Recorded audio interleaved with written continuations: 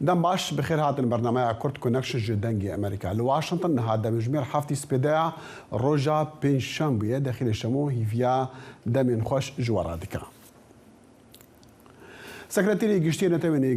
یگرتی آنتونی گوترایش گشت هولیری پایتخت هریما کردستان عراقی و لبرا دگل مزنکار به دست هریمی کم به روزی که پشتی جوینینوی دگل رایدارین عراقی لبغداد بری دمکی کرد گوترایش گشت فروخان نفنتویا هولیری و هات پیشوازی کرنج عالی سروکی هریمی و مزنکار به دست پارتین سیاسی لبرا پشتی جوینان دگل کار به دستان او سردانا کمپ جدعای آواران بکه کتایب بمالباتن چقدارين داعشيكو لبريكفتن دقال حكمتا عراقي او جي كامبي الهولي سورياتين فاقوهاسن جبو جدعة لعراقي هلبت اوي كونفرانسا كي روجدا مفاني جي هبا بيشتي جفينان سلوكي قشتي نتوين اقرتي انتوني قتريز بانك لعراقيان جي كركو استنجن نارامي ولاوازبونا روشا ابوريا ولا درباز بكن اف بانك بيشتي دانو ستاندنان بودي قال كاربداسين با بلندن بغداد دو چارشنبه سردان سكرتيري گشتي نتوين اقرتي دمكي دايا كو عراق جبر گندري و تكچونا جرخانا ابوري دنالا لسالفاغارا بيستيا ريشا بسركيشيا امريكا جبو روخاندنا رجيما صدام حسين گوتريش گودجيكو او دخازا هفسوزيا خوا جسازين ديمقراطيكو بيجوا برنا اشتيرا لعراقي نشان بدا ويقول او بشتراستا كو عراقي دي بكاربن بالريا ديالوكا فكري همو زحمتي وكيشين خوا چارە سەر بکەن. اري اوارين اللي دهان كامبين هريما كردستان عراقي بهيفيا چن يعني هيفيا چه دكن نتويني قرتي وج سردانا سكرتيري گشتي نتويني قرتي بو عراقي وهريما كردستاني ما بس سرداناوي یا چاوەڕێکری ji بۆ کەمپێ جەد ئاە تایبەت بە ماڵباتên چەکدارên داعش li Iraqê ve ku ji kampê Holê ji Sûriya tên veguhastin me bes jî seredana wî kempî wê çi be seredana wî xebatek dîplomasiye yan jî cihînana erkin mirovaniyên netewênî girtiye pîr deyan hemû bi rêveberê ofîsa dihokiya كوجبران وبرسفا قيرانا نهار رستوخاج دهوكي بمرة بيرجالك سباس بودميوا يعني مدخاس بزانم كاون تشي فيادك جنة ويني قرتي وتشي فيادك جسردانا سكرتيري قشتينة ويني قرتي بو عراقي وبو هريمي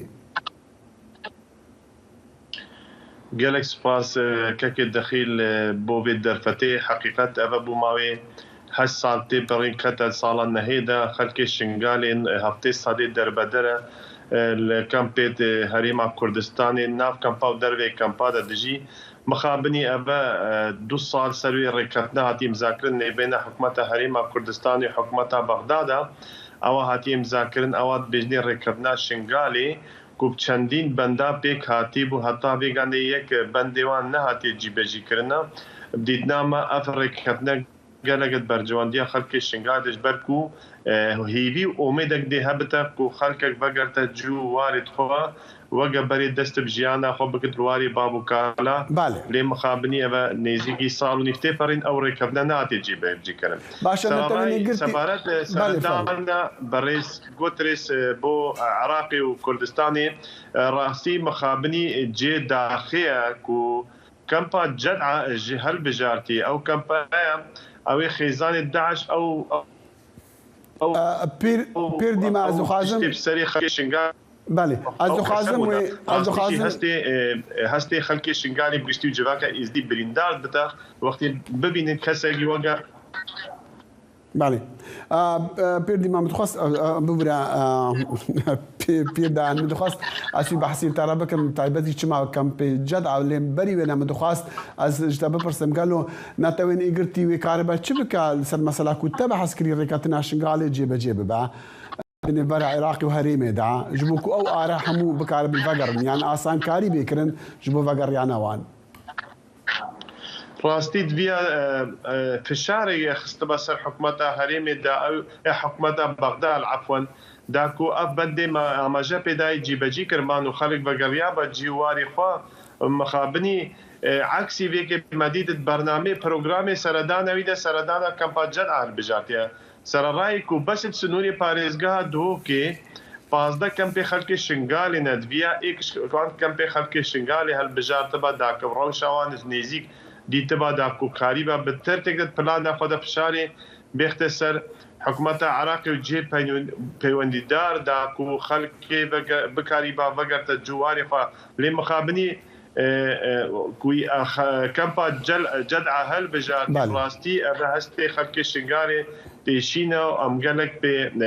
راستي بين خوشن كوي او كمبا البجارتي كو خيزانت داعش بنا خيزانوان كسابونا اوي اف قركنين يسار خلقي ما يشنغالي بيردان يعني امزانن منابتني بنابرين شغال لان اولي شغال الهريمين حتى بنابرين ولاتين دي ونمونين سوريا بتاع بلجي كل كان كامب الودري هنا بتاع بلجي او جي بالكم بهزاران مع البات الودري بنجهن يعني اركنه تويني قلت ياكو هطار رادي كي تشافي وان همو كامبان بوكو ياك مدخل بزانم وهي في هيا كنا توين قرتي بشتي فان روشان العراق شي بتنهار رادي كي ارامي بيدا بويا بكاربك وبتر جارك ديوان اليكاريين بريك ونتوين قرتي كاري بردست بكاجبو وان اوارين د كامبادا جارك دي فقرين بچكم زان قلكي كيم بنا او اليكارينها دفاندو صار بوريدا تايبتي جي بشتي مثلا كورونا دركتنا كورونا كيك الدخيل وقي جناب تزبالكم زانا هفتي صدي هاي كارية رقراوية خيرفاس الهريمة كردستان تايبتي بعراقي قشتي كيم بنا تايبت بشتي او بتايا كورونا بيدا بوي هروسا شر روسيا واوكرانيا شي تأثير قلق مازن هبو نخالا سيشي أبا ماوي أوارا بونيش بين صالي كذا صالا نهيدا طبيعي سياستها كارت رقراوية خيرخواست تايبت UNHCR كو أوا بيشتي بين صالاش سكتري مروفاتي وإغاثة شتا سكتري بارابيدان يعني كو تطوير عندك بروجا تشيت بو خلقي أوارا وبنابر وخلقي لوكال هل وصا وزير داري عراقي شي بدي فترة لدوانك دابو قدو ما عراقي تشو قرسل ما نمانا وما نوت مليار دولار زيادة شي هيا وما 130 طن زير شي يدك هيا هاجر يو ان بخوازا امي سابورتا يو ان شي بدو وقتي دا يو ان قد كرمكا كم بي خوري بابا ببر ديار بيوان ديامد قال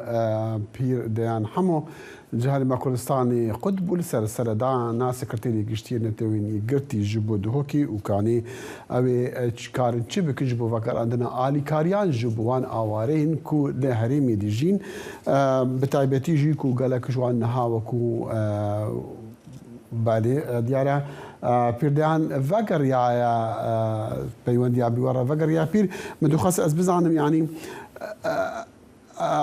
النظام ديسان ديارة حول دقال بيوانديا بقال بيردان بردوامة أم دزان كو سكرتيري قشتينة تيوني قرتي دوه قشتا عراقي و هفسو زيا خوش بو عراقيان ديار كرجب وجبو بشتفانيا مثلا وقراندنا آوارين دنا في عراقي دا و بنابران دوي دفري هالبجي بشتفانيا خوش جبو بروسي سياسي و ديمقراطيكي عراقي ديار كر و هيفي كركو أو ديسان بكاربن وان كيشين خودنا في عراقي دا شرار سر بكن بريكا ديالوكا فكري و برفرة ديارة بيردان ديسان فقر يايا اگر فقر يا باسي بدارم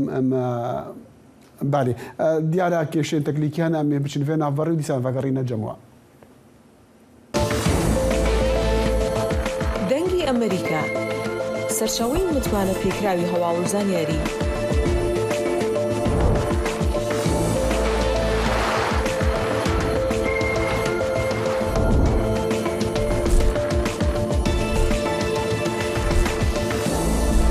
لە ماڵپەڕ و تۆڕە کۆمەڵایەتیەکانی دەنگی ئەمریکاوە ئاگاداری هەواڵ و گۆڕانکاریەکانی جیهان بە.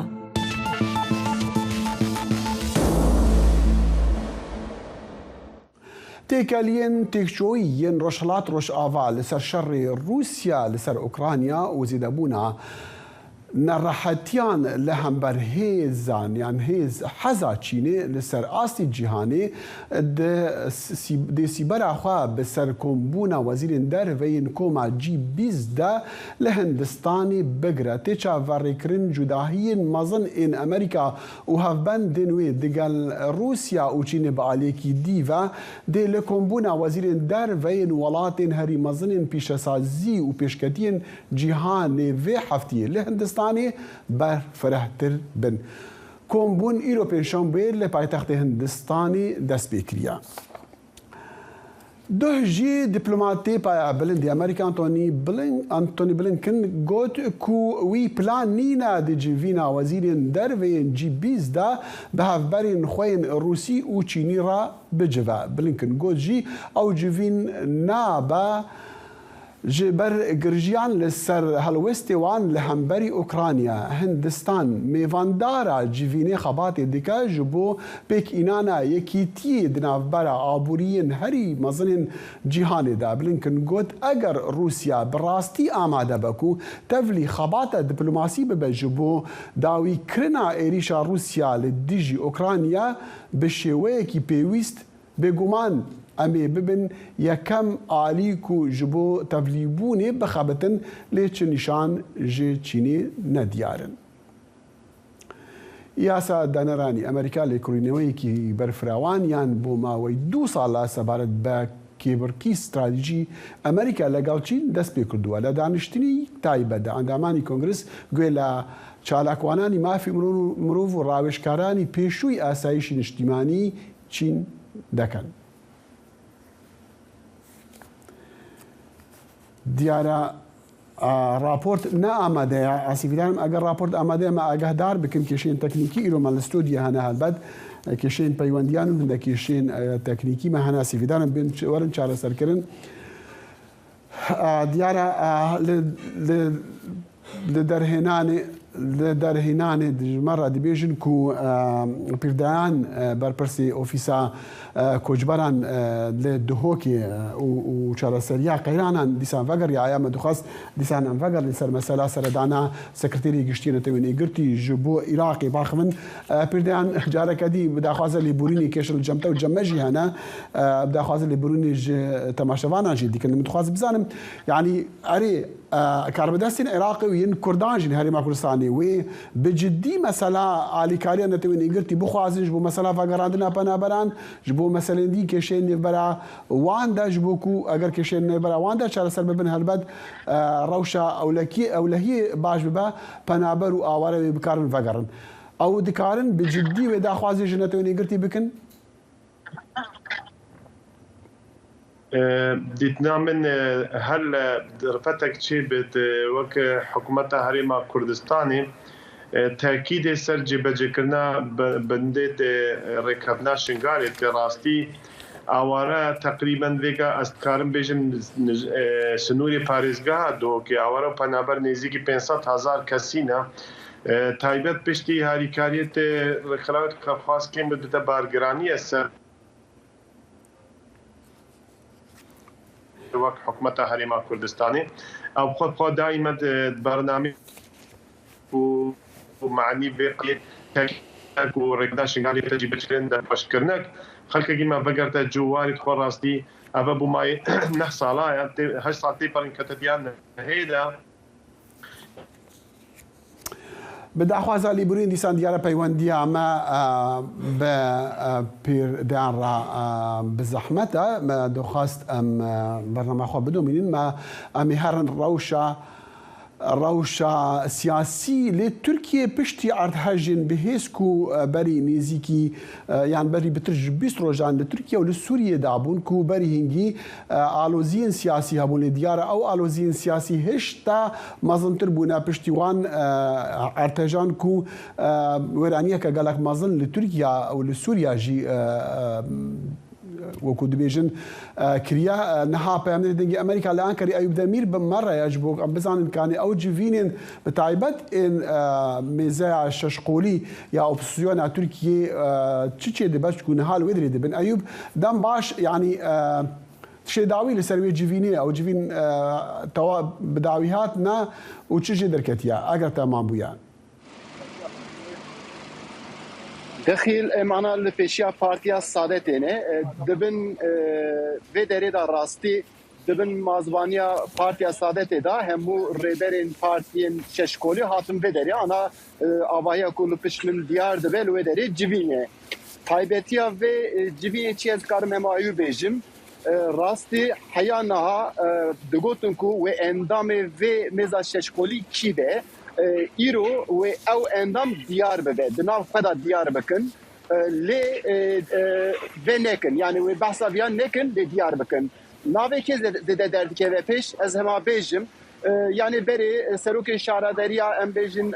İstanbul'e ye Ankara hebun ve ana vana sernay kısekirin bes navi Kemal Kılıçdaroğlu Serok CHP Kemal Kılıçdaroğlu derbastı be o bebirli mezedekin dibejin ku divi ana ve civina haneda navi Kemal Kılıçdaroğlu ve derkeve navi ve derkeve o namzadi opozisyoniş bu halbijatinin serokatiye بله جخوا لوی دری دا یعنی جبو سروکوماریه حیان نها مزا ششکولی گلک جویان انا اندام کو جبو سروکوماریه ببه حتی نها بحث نکربن ایرو ملگل هن کساجی قسکر یکو دناب وی دری دا کار دکن او دکن راست راست گوتم بله وی Kemal Kılıçdaroğlu bebe لی راستی ناوی و نه اشکره کرن yani وصل دیاره کو ادی اندام جی شکل خواه هدی ادی در دخینه پیش للوی داره تشکی دل جی بیجم راستی پشتی ارتجی ببین نوی دنابرا دستلاتی و اپوزیسیون دا جی آنا راکشیه که مزن درد که پیش به راکشیه دا یا هری گلینگ اوه کو اپوزیسیون و بکار بکو او روشا ارتجی جبو خواه آنجی اوه که بکلپینه اوانا جی راستی ناو انقره دا تینه گوت بیش کرن معلم زان كمال Kılıçdaroğlu او بخواب اصل كرده تشتكي ديارة بالكيش اگر بين نامزد كرنج بو سروكاتيه هالبجاتين سروكاتين تركيا ايوب ام دزانن اردوغان بري ارتجي رجدي دكركو هالبجاتين بين بيش وقت بين كرن ل 14 جولاني ورن كرن بري چندكي بحثكي وصها بو كود بيج رنگ اوا وكو بروباغندا با جخراتكو هالبجاتين ويكلكي بالزحمت بن الويدمي بين كرن تايبلجي بشوان ارتجان نهات چه بحث هي لسر مسألة بيش خصنا هالبجاتنا أردوغان هشتا رجدا لسر بريار أخوايا ويدمي ولدهي فيما هي رابقة هنا كوي كنجي هالبجاتن بينكرن بله داخل السيرفي كاسن كون نزيكي دسلاتيه نم قال وانجي خسكر يعني دبكو قالو غوران كاريك ببي انجي نبه دبیجن نا ده و مهدا سروکومارین ترکیه رجب طایب اردوغان جوخه بریجی گوتو بو و ویا اشکره بکن در روزنامه رسمی داجی بو وچینن جویشون داتر جوخه پروسیدری کو دست بکه دناو دو مهان دا لازمه کو البجارتون وره چیکرن او جی 14 گلانی تدیار کرن yani dikarin bejim ku edi jibo ve البجارتنه مهمانه جدو مها کمتر دم دد ve peş jibo ویجی روشا تركيا دي بربه هالبجاتني بعد شيء دكارم ديار بكم. بالي أيوب أم نزانين قال لك لعن دي بيجنكو أهم أردوغان آك بارتي هم جي بارتيين أوبوزيسيوني مثلا ارتجي بكارت إنن جو خرج بو قازان جا خرج بكفت بقازان جوان راج جبو بروباغندا جبو هالبجاتنا بكن هاتا چندي يعني بتشر شيوي هر يك جوانا كاربا فينا بكار بينا. دغه راسي اف پرس مجيكي پرسيزاني ليكولينواني ميزا ششكولي هي الفيدري مهمت علي كولات مگو گلو شانس دستلاتي پشتي ارتجه چيه گوتكو هكه اپوزيسيون خو زو نخ قادي انجي وكي نكه اردوغان انا جو بحثا چیکرنا آواهی دکه چاره سرکرنا انتشان دکه دبکو ویات خد دبن دستی خو یعنی ارتش دو تشتوی نشاندا گفت که یک با آوای پسیکولوژیک دایه آلیدن ایدنجی آوای جواکناسی دایه پسیکولوژی دچه جواکناسی دمینه جبو وجی هی yani şansı Erdoğan دبی واری دا هی پیوسته کو اپوزیسیون دست خو زو بگیره ئایوب من دوخواستم بزانن هەژمارین قوربانیان ئیرۆ دۆ دەرکەتنە بە فەرمی ئارتەژان و تێگوتن و چەند کەس نەدیارن هەتا بڕاستی ژمارە قوربانینوان ئارتەژان بێزانین لە تورکیە؟ دخل راستي هر روج خو ديار دكن يعني انا بالسنورين 5000 دا بحث دكن لي راستي يعني ام بيجن هن سازيكو لسروانا كار دكن ارجي لكولين دكن سازيكو دخوازنكو بانتشتنا اشكري بكن دبيجنكو هجماركو دولتي ديار كريه او هجمار راستنين جبوكو اواهيكو هاتنا روخاندن کسی کو دبن وانان دا چی دگرن راستی سر 100,000 حتی 200,000 جی دبه کو درکبه یعنی زده جی هم کسنه دبیجین یعنی سازی دبیجین جبو جی راستی اف روشه هجمار على ترکیه وک ناکوکیه که جی درکبه پیش مثلا آلیکاریا گهاندنا آلیکاریان جو قربانیان را تایبەت جی نوان باجارن کو راستی ارتشی بونا چندی باش بڕیبە دچا و چه وڵاتەتان ها بەردەوامن لەسەروان ئالیکاریان داخل دبي وريدا يعني علي كاريه دا او مقدورن ارتجي هري زيد داخواز وان سر çadır ابو راستي انا لتركيزي gengeşek destekir heyva sor yani Kızılay'a Türkiye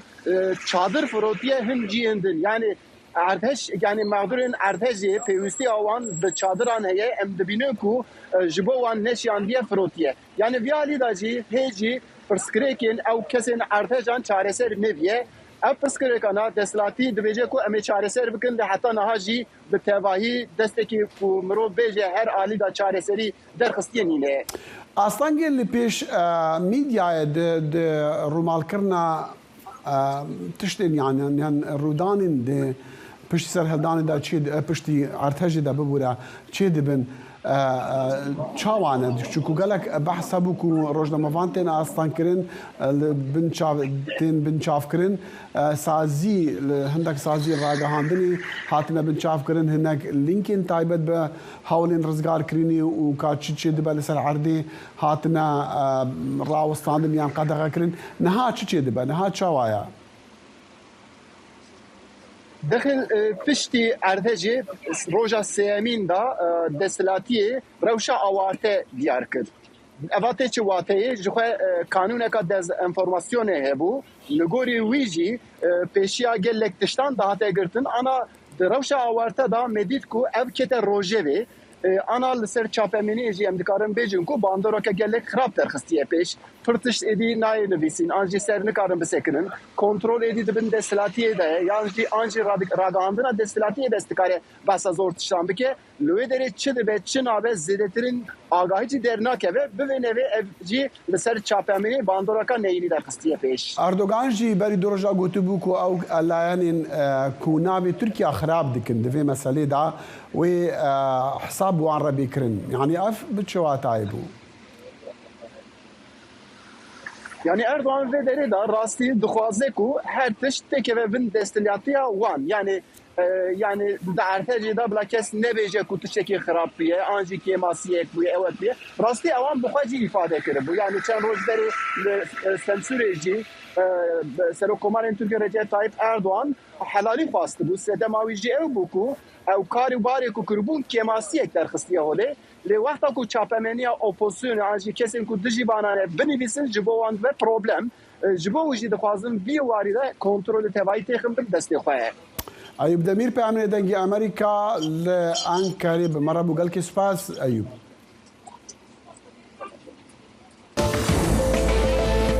دنگی امریکا جافکانی کا به باوریان و چو آگاهیان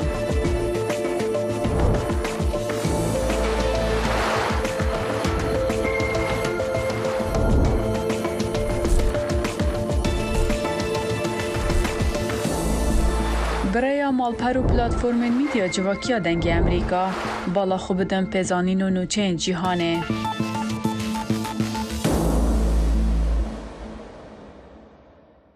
ناجي أمي روبكن أفكار بلن صالح وبرقايا لقل روداوة كان بلن فرمو سواز دخيل خوش هاتنو بو لقل روداوة كان دا لهر رويكوا دروانيتا كوماري إسلامي إيران كشو قيلاني قورة دبينين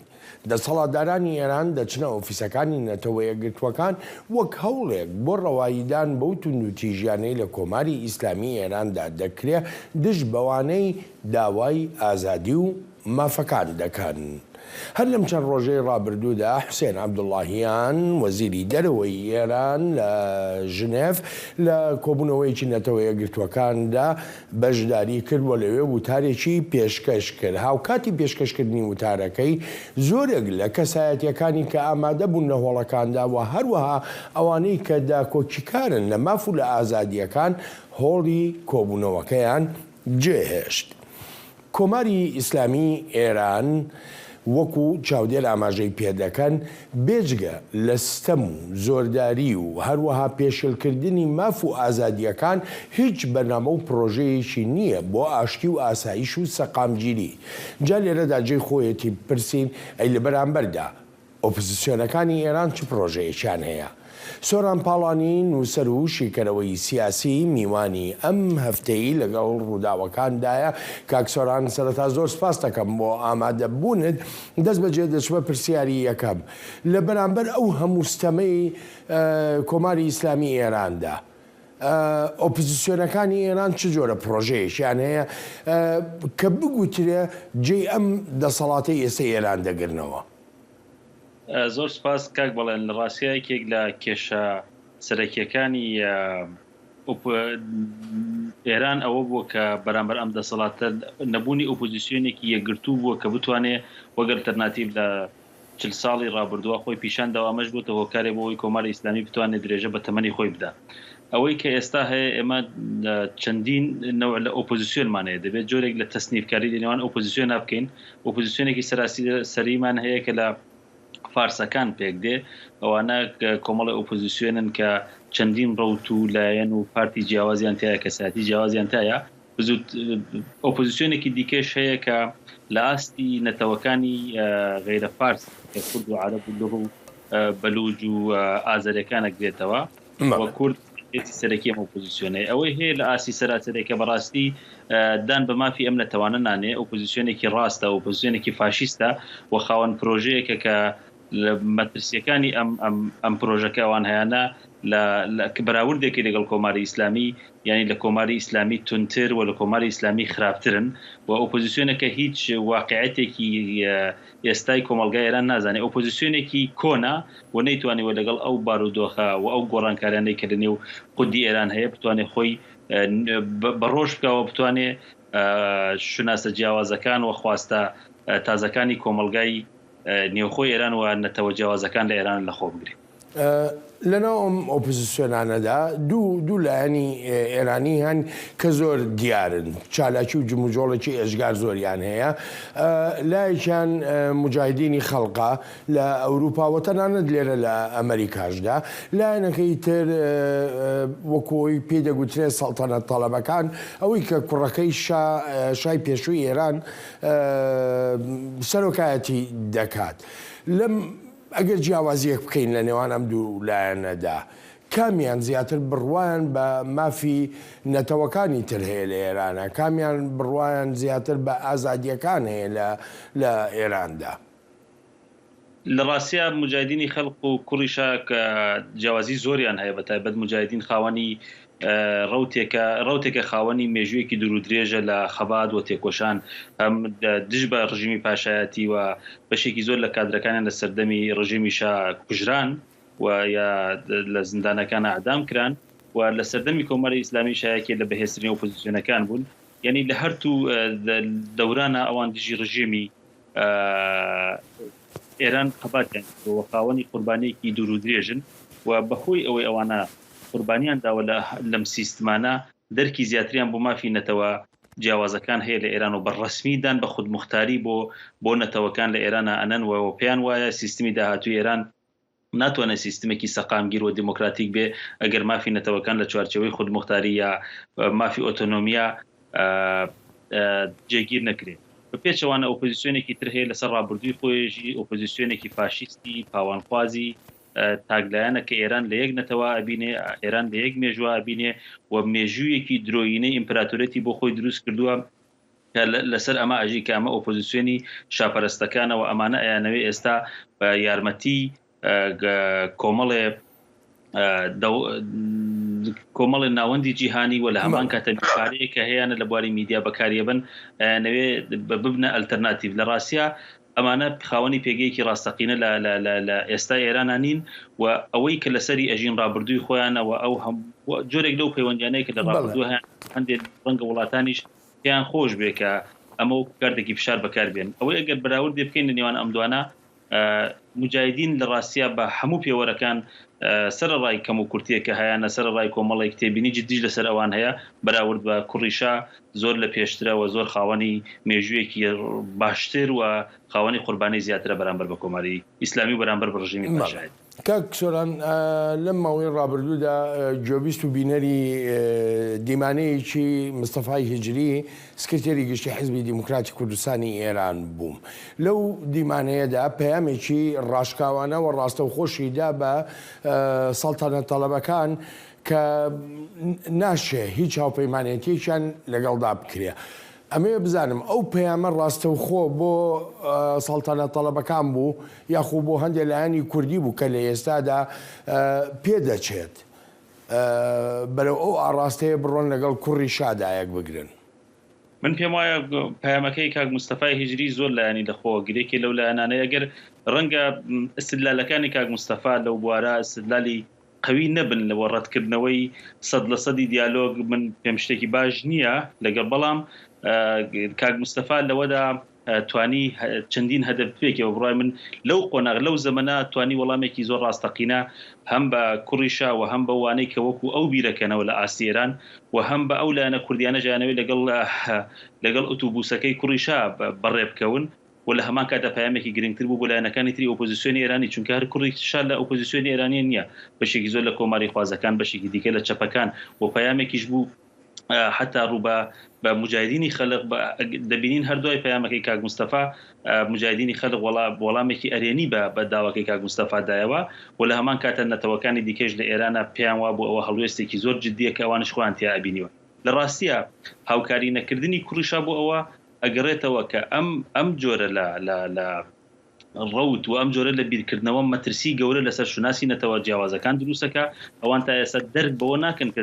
تەوەی جیاوازەیە لە ئێرانە زمانی جیاوازەیە فەرهەنگی جیاوازەیە شوناسی جیاوازەیە ئەوان لەسەر ڕابردوویەکی درۆینەوە باسم کرد ئەژین کە هیچ گۆڕانکارێکیان لەخوانان نەکردەوە ئەیانەوێ ئەم ڕەوتە فاشیستە خۆسەپێنەرە بە پاڵپشتی غەرب و بە مکیاچکردنی کۆمەڵەشت بە ناوی مافی مرۆڤ و سکۆلاریزم و جیاکردنەوەی دین لە دەوڵەت یا بە ناوی دیموکراسیەوە لە ئێراندا مشتری بۆ پەیدا بکەن. بۆیە بە بڕای من کاک مستەفا توانی لەو پەیامەیدا هێڵێک کێشەیەکە هەر کەسێ دەیەوێت لەگەڵ کوڕیشا ڕێ بکەوێ دەتوانێت بڕوا بەڵام کوڕیشا ناتوانێت خاوەن پێگە بێ لە نێو خەڵکی کوردستانەوە خەڵکی کوردستان ناتوانێت بچێتە هیچ ئێتلافێکەوە کە مافەکانی ئەو بەڕسمی نەناسی. بەڵام هەروەکو جەنابیشت ئاماژە و پێکردیانی ئێستا کاتی ئەوە نییە کە هەموو جۆرە دیالۆگەکان ڕەت بکرێتەوە ئەمە تەنها وەکو گریمانەیەک ئێمە باسی دەکەین ئەگەر هاتوو سبەی ڕۆژ ئاڵوگۆڕێکی سیاسی لە ئێراندا ڕوویدا کوڕیشا یان مجاهدین بوونە خاوەنی دەسەڵات لە ئێراندا چ متمانەیەک هەیە بۆ نەتەوەکان بۆ خۆ دەزانی ئێستا بەشی هەر زۆری جیهان دژ بە کۆماری ئیسلامی ئێران و ڕفتارەکانی کۆماری ئیسلامی ئێرانە بەڵام ئەگەر کوڕیشا بێ یاخو مجاهدین بێ بێنە سەر دەسەڵات پێدەچێت کە پشتیوانیەکی نێونەتەوەییان هەبێ متمانەت چییە بۆ کورد بە تایبەتی لە ئێراندایە بۆ بەلوچیەکان بۆ ئەحوازیەکان کە مافەکانی خۆیان بەدەست بێنن. لە ڕاستیە کاک بڵێن کێشەی گەورە ئەوەیە کورد و نەتەوەکانی دیکە مەجبور نین لایەنێکەڵ بژێرن یا مجاهدین یا کوڕیشا یا هەر لایەنێکی دیکە ئۆپۆزیسیۆنی ئێرانی بەر لە هەموو شتێک کوردەکان ئەوەندەی پەلایەنە هەر لایەنێکی کوردی نابێت پەلەی بێ لەگەڵ کوڕیشا لەگەڵ مجاهدین یا لە کورد دەبێت تاکید لەسەر یەکڕیزی کوردستانی خۆی بکاوە لە چوارچەوەی پلاتفۆرمێکی کوردستانی ماف و داخوازەکانی خۆی و هەوڵ لەگەڵ نەتەوەکانی ترا بدا کە ئەوانیش لە چوارچەوەی خۆیانە کورد دەتوانێت ئەم ڕۆڵە گرنگە بتوانێت ببنە بەرەیەکی بەهێز هەر لایەنێک کە لە ئۆپۆزیسیۆنی ئێرانی بێوێ لە داهاتووی دەسڵاتی ئێرانە لە تارانە دەسڵاتی هەبێ دەبێت لەگەڵ ئەمانە شەراکەت بکە بەوە نییە کە ئەمان ڕاکەن بە دوای خەڵکی ترا ئەمە کارەساتێکی گەورەیە هێشتا هیچ گۆڕانکاری ڕووی نەداوە کۆمەڵێک کارکتەری سیاسی کۆمەڵێ کەس ئەیانەوێت لە کاروانەکە بەجێ نەمێنن ڕاستە بۆ کورد و نەتەوەکانی دیکە زامنی سەرکەوتنیەوان ئەوەیە کە بەرەیەکی یەکریز لەنێو خۆیانە پێک بێنن و لەسەر ئەو ئەساسە لەگەڵ لایەنەکانی دیکە لە ئۆپۆزیسیۆنی ئێرانی بکەونە دانوستان و بکەونە معاملەوە بۆیە داهاتووی ئێرانیش داهاتوویەک نییە کە لایەنێک بتوانێت ئەگەر خەڵکی تر هاوکاری نەکا بتوانێت خۆی بسەپێنێ لەبەر ئەوە ئەم نەوعە لە بیرکردنەوە و ئەم نەوعە لە کارکردن ناتوانێت لە ئێرانێکی فرەنەتەوە لە ئێرانێکی زمان و فرەکلتورە بتوانێت خۆی بسەپێنێ بۆیە ئەوەی کە هەیە ئەگەر ئەم دەسەڵاتە ئەم ڕەوتە ئێستا ئاچێتە پێشەوە کۆمەڵی خەڵک بتوانن وەکالەتی پێ بدەن و ئیمزای بۆ بکەن بنای نەتەوەکانی دیکەوە ئەمە کارەساتێکی گەورە دروستەکە و دابەشبوونێکی گەورە دروستەکە لە نێو نەتەوەکانەوە لەسەر ئاستی دروستکردنی هاوپەیمانێکی سەراسەریە لە ئێران وە ئەوەی کە لە ڕاستیە لە سەردەمی کۆماری ئیسلامیە پێمان نەکراوە ئەگەر شا کوڕی شا و هاوپەیمانەکانی بە پشتیوانی غەرب و بە پشتیوانی ئەو وڵاتانەی کە ئەیانەوێ پشتیوانی ئەوان پایاکەن لە داهاتووی ئێران لە کۆماری ئیسلامی زیاتر بەسەر خەڵکی کوردستان دێنەوە ئێمە ئەزمموی باوکی ئەممان هەیە باپیری ئەممان هەیە و ئەم درێژەدەری ئەو مێژوە درۆزینەی باوک و باپیرێتی کە ئێوە جارێکی تر ئێرانێک دروستکە کە خۆیان دەسڵاتیان هەبێەوە بە هیچ جۆرێ دابشکردنی دەسەڵاتیان لەگەڵ نەتەوەکانی تر وەدانان و مافی نەتەوەکانی تریان قبول بێت لە باشووری کوردستانە یەکێ لەو کێشانە یاخو یەکێ لەو ڕخنانەی کە ڕوبەڕووی دەسەڵاتی سیاسی کوردی دەکرێتەوە دەڵێ لەگەڵ هەموو هاوپەیمانێتیەکانیان لەگەڵ لایەنە شیعەکان و سونەکاندا بەڵگەنامەیەک نییە کە بتوانێت لە کاتی کێشەیەکدا بەکاری بێنێن بەپێی ئەو بەڵگەنامەیە. کورد لە ئێراندا چەندێ ئامادەیە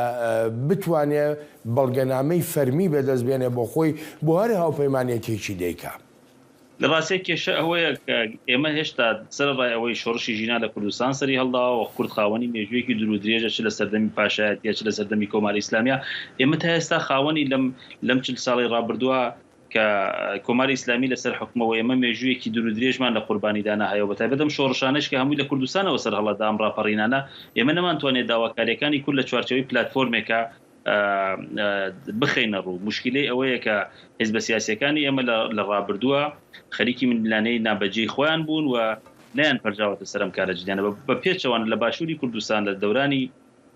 دانوستانەکانە خاوەنی ڕەشنووسی دەستور بوون و خاوەنی تیمێکی بەهێزی سیاسی و یاسایی بوون کە بەردەوە ئەو گۆڕانکاریانە بەسەر کووردا بشکێتەوە ئەوان ئامادەکاریان بۆوانە کردبوو بۆ توانیان لە زۆرترین مافەکانی کورد لە قانونی ئەساسی عێراق جێگیر بکەن ئەوەی کە لە عێراق دان بە مافی کورد نراوە و بە زمانی کوردین راوە و زمانی ڕسمیەوە کورد و کوونەتەوەیەکی ڕسمی ناسراوە و یەک پارچەی خاکی عێراق و زەمانەتی مانەوەی دەوڵەتی عێراقی گرێداوە بە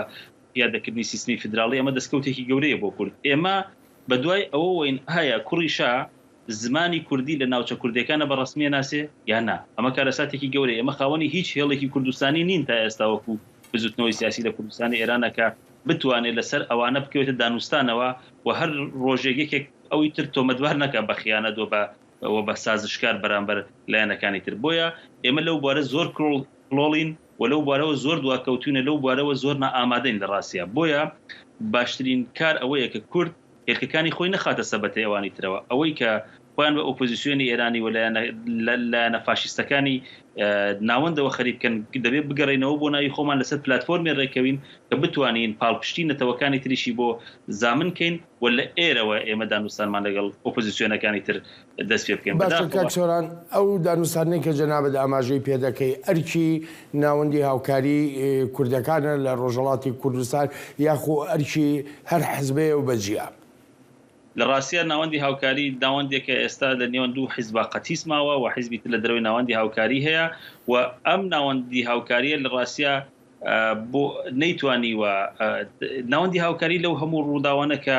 سەرڕایەوەی کۆمەلگای کوردستان وەڵامی داواکاریەکانی داونەتەوە سەرڕای هەر ڕخنەیەک لیان هەبووە لە بۆنەی ئەو بارودۆخە خەڵک کۆنتترۆلی خۆی کرۆ بەڵام ئەمان نیان توانیوە ببنە خاوەنی پلاتفۆرمێک تا ئێستا ئەمان ئەوەندەی هەر لایەنەوە بۆ خۆی هەوڵی ئەووادا لەگەڵ ئەویترا ڕێکەوەیە لەگەڵ ئەویترا پەیوەندی بگرەیە لایەنێک هەوڵەدا بەرەو پێشەوە بچوە لە هەنەکەی تر خەتی بۆ دیاریەکە ئەمە کارەساتێکی گەورەیە یایەکی لە ڕێبەران ئەڕواتە تەلەڤیزیۆنێ ژێمە هێڵی سوورمانێ دانەیەکی تر دێت جوابێ داتەوەمە هێڵی سوورمان ئەوەیە دانەیەکی دیکە ئەڵێ ئێمە مافی چارەی خۆنووسینمان ناوێت دانەیەکی دیکەژێ ئێمە ئەمانەوێت ئەمە کارەساتی گەورەیە ینی دەستەبژێری سیاسی ئەمە لەسەر لە شێوانێکی گەورەی سیاسیان بۆیە لە ڕاستیان ناوەندی هاوکاری خەریکە شەرعیەتی خۆی لەدەسەدا و دەبێت بیر لە ئەلتەرناتیڤێکی تر بکرێتەوە ئەو ئەلتەرناتیڤە ئەوەی نییە لە ناوەندی هاوکاریە قەدیسکرێت دەبێت لایەنە سیاسەکانی کوردستانی تر بەڕسمی بناسێ و کۆمەلگای مەدەنی کوردستانیش کە ڕۆڵێکی گەورەیان لەم بارودۆخە هەیە لە بەرچاوی بگرێ و لەگەڵ کارەکەرەکانی ناوخۆشە بکەوێتە دانوستانەوە بزانم داواکاریەکانی کورچی ئەو ئۆپۆزیسیۆنە هەرەوێت لە بۆکو 40 ساڵ لەمەوبەر پلاتفۆرم و داواکاریەکانی کورد بخاتە لە کاتێکە کۆمەلگای کوردستان زۆر گۆڕاوە کۆمەلگای کوردستان داواکاریەکانی و خواستەکانی زۆر لە پێش بزوتنەوەی سیاسی ئێمەوە. کاکسۆران بە ئەمان دوا پرسیارم بێ چەندێک ئەگەری دابەشبوون لە ناو کورد لە ڕۆژەڵاتە دەبینی ئەگەرێکی زۆرەیە کەمە بەداخەوە هیوادارم هەمومان بتوانین ڕێ لە هەر دابەشبوونێک بگرین چونکە ئەوەی کە ئێستر ڕوئەدا لە کوردستانە دەرفەتێکی گەورەیە لە ئێرانە ڕوەدا بۆ ئێمە دەرفەتێکی گەورەیە و هەر دابەشبوونێکی کوردستان و هێزە سیاسیەکانی و کۆمەلگای کوردستان ینی لە باتیەوەی دەستکەوتەکانی ئێمە گرنتی کە دەستکەوتەکانمان لەدەسەدا و ئێمە بۆ 20 ساڵی تر بەرەو دووە ئەبا و ئێمە دەبینین ئەو بارودۆخەی کە لە باشوورە هەیە و بارودۆخەی لە ڕۆژئاوا هەیە کە لە نەبوونی یەکگرتووی لایەنەکانە کە کۆمەلگای کوردستان هەرچی دەستکەوتیشیە بۆ ئێستا لە مەترسی گەورایە بۆیە لەسەر هەموو بزوتنەوەی سیاسی کوردستان لەسەر حیزبەکانێتی لەسەر کارکتەرەکانێتی هەست بە مەسئولیەتی گەورە بکەن و لەگەڵ کۆمەلگای خۆیان بکەونە دانوستانێکی ڕاستەوخۆ و ڕاشکاوە بۆی بتوانن ئەو دەرفەتە هاتۆتەکایەوە لە دەستی نەدەنەوە کۆمەلگای کوردستان بەرەو دابڕانێکی کۆمەڵایەتی و سیاسی نەڕاو کە هەر دابڕانێک ئەبێتە هۆکارێ بۆ ئەوەی لایەنەکانی ناوەند کایەمان پێ بکەن و ئەو ڕابردووە ڕووسورانش کە لە قوربانیدان و لە خەباتە هەمانە بێ بە بڵقی سەراوە. کاکسۆران سوپاس و پێزانینم بۆ بەشداریەکەت زۆر سپاس دەکەم. زۆر سپاس بۆ کاک. ئەلبەتە ئازیزانم سوپاسی بێپایانم بۆ ئەوەی خۆشەویست تا هەفتەی ئایندەوە لەگەڵ ڕووداوێکی نوێدا ڕێز و خۆشەویستی بەڵێن ساڵح پەسەند بفەرمونون. برنامه هفت رنگ برنامه هنری یا بشی کردی لدنگی امریکایی از لقمان احمد هر دو هفتی جارکی و دبم گرکی ناو اختی چاندو هنرا رنگی بمرانه.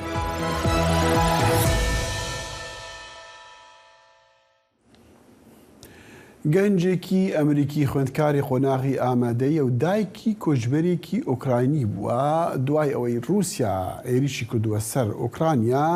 ئەو دەستی کردووە بە هاوکاریکردن و بۆیە دەستی بە هەوڵێکی کردووە بۆ کۆکردنەوەی گۆرەوی گەرم بۆ سەربازانی ئۆکرانیا. هەموو بەیانیەک یولیان کاتژمێرێک پێش دەستپێکردنی وانەکان دەگاتە قوتابخانەکەی لەمان هاتن. ئەو بەشدار دەبێت لەگەڵ هاوپۆل و مامۆستاکان بۆ یارمەتیدانی سەربازانی ئۆکرانیا بە ناردنی گۆرەوی گەرم بۆیان. زیاتر لە 300 جوت گۆرەویمان لە قوتابخانەکەدا کۆ کردوتەوە. هەموو شتێک بە وێنەیەک دەستی پێکرد. وێنەیەکم پیشانی یۆڵیاندا کە سەربازێک لە ناو خەندەقەکاندا پێکانی لەسەر ئاگری مۆمێک گەرم دەکاتەوە. وێنەکە یولیانی هەژاند. دایکی ئۆکسانە ساڵانێکی زۆر لەمەوبەر لە ئۆکرانیاوە ڕووی لە ئەمریکا کردووە وەک وەرگێڕ. باوکی لە بەریتانیا لەدایک بووە بەڵام بە زمانی ئۆکرانیش قسە دەکات. یولیان هێشتا ئەو کاتی لە بیرە کە لەشکرکێشی رووسیا بۆ سەر ئۆکرانیا دەستی پێکرد. خۆم ئامادە دەکرد بخەوم دواتر لە کەناڵی CNN بینیم شەڕ و تاقە لە ئۆکرانیا دەستی پێکرد. بەڕاستی لەو کاتەدا زۆر کاری تێکردم. هەرگیز لە ژیانمدا هەستم بەو شێوەیە نەبووە کە لە 24 مانگی دوودا هەستم پێ کرد. ڕۆژی دواتر لە ڕێگەی تەلەڤیزیۆنەوە بینیم تانکەکانی رووسی گۆرستانێکیان تێک دەدا. پارچە مۆنۆمنتەکان بە چەپ و ڕاستدا پەش و بڵاو دەبوونەوە. هێندە بە قوڵی دەگریام دراوسەکان نیگەران بوون. هەزاران خۆبەخش لە نیویۆرک هاوکاری ئۆکرانیا دەکەن بە ناردنی هاوکاری مرۆیی کە دەرمان و پێداویستیە سەرەکیە جۆرا و جۆرەکان لەخۆ دەگرێت. گۆرەویەکان لە پێداویستی خێراکان بوون بۆ سەربازەکان بۆیە بووە جێگەی سەرنجی هەوڵەکانی یولیان.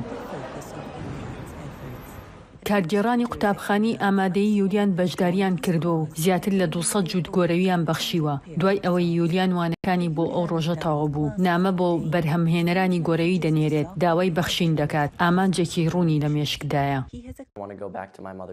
دەمەوێت بگەڕێمەوە بۆ زێدی دایکم و سەیری هەموو ئەو شتانە بکەم کە هێشتا لەوەیە. جارێکی دیکە دەرگاکە بکەمەوە، سەیری داسیەوەکەی حەوشەکە بکەم و ئەلبومی وێنەکانی دایکم بکەمەوە و تەنها بوو ئەوەی جارێکی دیکە وێنەکانی مناڵی خۆم ببینمەوە. هەموو ئەو گۆرەویانەی کۆکراونەتەوە تا ئێستا زیاتر لە 700 جووتە. سەرەتا دەینێرێت بۆ پۆڵەندا و پاشان بۆ ئۆکرانیا. لەوێ یەکێک لە هاوڕەکانی منداڵی دایکی یولیان شەڕ دەکات و یارمەتی دابشکردنی گۆرەوی بۆ سەربازەکانی تر دەدات. یولیان دەڵێت تا شەڕەکە بەردەوام بێت، بەردەوام دەبێت لە ناردنی گۆرەویەکان. ژیار محەممەد بۆنی ناڤیشنیڤا لە نیویۆرک و ئانا ڕایس لە دەنگی ئەمریکا. مزانین بەری دەمەکی سەکرتێری گشتیە نەتەوێنێ گرتی گەهشت هەولێرێ و لەبەرە دەگەڵ ڕایەدارین هەرێمی کۆم ببە پشتی سەردانێکی هەلبەتج بۆ عێراق و دەگەڵ کۆمبوونان دەگەل کاربدەستێنی عێراقی و سۆزینوی دانش بۆ ئالیکاریش بۆ ڤەگەڕاندنە ئاوارەین کو دە کامپاندانە لێ عێراق و هەروەسا پرۆسەی سیاسی و دموکراسی و ئاشتیە لێ عێراقی. ئەحمەد زێباری پامێنی دەنگی ئەمریکا ژە هەولێرە نەها بمەڕێ ڕاستەوخوا. ئەحمەد مادید کو سکرتێری گشتی گەشت هەولێرێ چ زانیاری نکتە هەنەتە چ زانیا لەسەر وێ سەردانی؟ وەلە دەخیل زۆر سپاس بەریا دەمێکی کێم الڤەر دەرباز بوون و چۆن بێنڤەدانێکی ببینن پشتراوێ ساعت 5:45 دقیقە بەدەما هەولێرێ پرس کۆنفرانسێکی دەگەل نێچیڤان بارزانی سەرۆکی هەرێما کوردستانی پێک بینێک و دەنگی ئەمریکا بەشدارە دوێ پرس کۆنفرانسێدا وێژە نزیک ئەنتۆنیۆ گۆتێنس و سەرۆکی هەرێما کوردستانی ببینە و پرسان ئاراستەی وان بکە. یعنی بڕیارە پشتی پرس کۆنفرانسێژی ئەنتۆنیۆ گۆتێس دەگەل دکتۆرە ڕێواز پایەخ سەرۆکا پەرلەمێنتا هەرێما کوردستانی جوینێکی پێک بینە و پشترا دەگەل مسرور بارزانی سەرۆکی حکوومەت هەرێما کوردستانی بە هەمان شێوە و تێگوتن دەگەل قوبات تاڵەبانی جێگیری سەرۆکی حکوومەت ژێوێ جوینێن پێک بینن لەسەر چەند پرسێن جودا جودانەوێ وان جوینان پێک بینن دناوەوان داواکە تا ئەژی ئاماژە پێکردی ئاوارەیان و هەروەها پەنابەران و پرسێن ئازادیین ڕادەربڕینێ و پرسێن مافێ مرۆڤان و پرسێن ژنان وێ تەوەرن گرنگێن وان کۆمبۆ نابن. هەروەها بەحسا هەڵبژارتنان وان ناکوکی و کێشەوە گرفتن ناوبەرە هەولێر و بەغدایە لەسەر بودجێ وێ ڕێکەوتنەکە نیایی هەوڵ بدەن وەرەگرن. هەروەها ڕێکەوتن لەسەر چی ئەحمەد؟ یعنی گۆر زانیاریە ڕێکەوتن لەسەر چی؟ لەسەر وەیەکی و هەرێما کوردستانی گەلێک بەحسا پرۆژەیە یاسایە نەفت و غازێ دکە و ڕاشنیگەشتێک ئامادەکریا دەخوازن لەسەر وێ ڕژگیری سێ بچن و چەندین ساڵە ئەف پرزگیری کە ناتیا چارەسەرکردن. هەروەها مەسەلا بودجەیە ناوبەرە هەرێم و بەغدایێ وێ تاکیدێ لەسەر بکەنە ڤەژباڵ بەرپرسیارین هەرێما کوردستانێ وێ ئەف وەرە تاکیدکردن. داخل بەشەکە مەزن ژ ئاوارەیان ئەوێ لە هەرێما کوردستانی نەفێتیان بێ ئەوجاداریان ئەحمەد گەلەک سوپاس. گەلێک سوپاس ji بۆ دەمێتە ئەحمەد دیارە وەختی منەما راپۆرتێک کورت هەیە کوم ئەم دەبینین دوو فڕۆکە ڤان ڕەنگێکی تایبەتی فڕۆکان بە شێوەی پەرەشوتی لەسەر چیای پاکستانی فڕینەکۆ و گەهانە بلندترین ئاستی و بێتۆمارکردن بە فڕۆکین بڤی ئاواییەن بێمەشین. هەر یەک لە ئۆراسیۆ یۆرینس و تۆمدی دۆڵەدۆت بە فرین بە گلایدەر قەشەنگترین و سەرکێشترین فرینیان تۆمار کرد و بوونە یەکەم فڕۆکەوان بتوانن بە گلایدەرەکانیان بەسەر چیای ناوداری ناساو بە کەیتودا بفرن و بگەنە بەرزی پتلە 7 کیلۆمەتر و نیو. پێم وایە باشترین یادگاری کە لەم گەشتە بەدەستی دێنین ئەو دیمەنانن کە بۆ هەتاتایە لە هیزرمدا دەمێننەوە. وەک دەزانین ئەوە بۆ یەکەم جار بوو کەسانێک بگەنە ئەو ناوچەیە لە نزیک چیای کەیدو بفرێت. هەروەها ئەوە بۆ یەکەم جار بوو کە فرینەکە تۆمار بکرێت. هەر بۆ یە گرتەی ڤیددیۆیی ناوازەمان لێدەست دەکەوێت. هەر یەک لە ئۆراسیۆ یۆرینس و تۆم دیدۆرلۆدۆت ماوەی 4 هەفتەیان لە چیایی بەستەڵک لە زنجیرە چیاکانی کاراکۆرم بەسەر برد و چەند سەد کیلۆمەترێک فرین بۆ ئەوەی چیای کەیتو کە دووەم بەرزترین چیایە لە جیهاندا ببەزێنن. ڕەنگە گەورەترین ئاستەنگ فڕین بوو بێت لە دۆخێکی هێجگار ساردا لە ئاسمان هەندێک جار پلەی گەرما دەگەیشتە 30 پلەی ژێر 0% جا هەر بۆیە فڕین بە گلایدەر بەو بەرزیە لە ئاسماندا لە ڕاستیدا سەختە هەروە فڕین بەسەر ئەو چیا بەستەڵەکانەدا ئەوەی ناتوانانی تایدا بە سەلامەتی بنیشیتەوە و یان بفڕیت کارێکی دژوارە. هەموو جارێک کە تەماشای ئەو وێنانە دەکەم و ئەم گەشتم بیر دەکەوێتەوە ئەم دیمەنەم دێتەوە یاد. یەکێک لە گەورەترین یاداوەرەکان ئەوە بوو کاتێک باڵندەیەکمان لە بەرزای 7,000 متر بەدی کرد ئەوە بەلامانەوە ئەو پەڕی سەرنجڕاکێش بوو ئەو بوو کە باڵندەیەک لەو بەرزایە ببینین و پێکەوە بفڕین. بۆ تۆم دی دۆڵەدۆت ئەم گەشتە پڕ سەرکێشیە بریتی بوو لە چێژبینینی لە دیمەنی ئەو زنجیرە چیە دڵڕفیانانە سمکۆ عەزیز دەنگی ئەمریکا.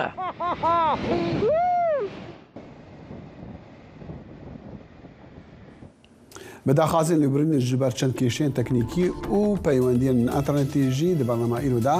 هەتا جارەکەی دیگەینەیەک هەر شاد و بەختەوەر بوون و خوداحافیز.